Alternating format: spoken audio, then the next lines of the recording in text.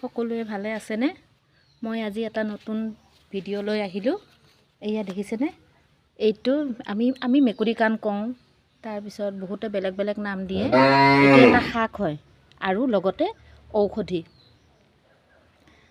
ঔষধি হয়। এয়া কেনেকুৱা মানে এইটো পাতৰ শাক বনাই খালে ভৰি হাত ফুলে যে মানুহৰ, সেয়া ফুলাটো কমি যায় আৰু মাথা ঘূৰাই যে কিছুমানৰ অলপ অলপ কৰিয়ে মাথা ঘূৰাই যে অলপ সময়তে মাথা ঘূৰাই ঠিক এনেকুৱা মানে কমি যায় আৰু এইটো খালে। ইয়াৰ এটা খুব ডাঙৰ ঔষধি গুণাগুণ আছে। এনেকুৱা আগ ছিঙিব লাগে আৰু এই দেখিছেনে? শাকৰ দৰে খালে হ'ল। এইটো কোনো পৰিমাণ নাই যে ইমানেই যে মানে ইমান হিচাপত খাব লাগে, সেয়া নহয়। বেলেগ শাকৰ লগত আপুনি মিলাই কেনেও খাব পাৰে, বুজিছে? এই দেখিছেনে কেনেকুৱা হৈছে মই বনোৱা ব্লগটো?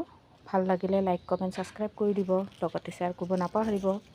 নেক্সট আৰু এটা ভিডিঅ' লৈ আহিম। আজিলৈ আহিছোঁ, বাই বাই।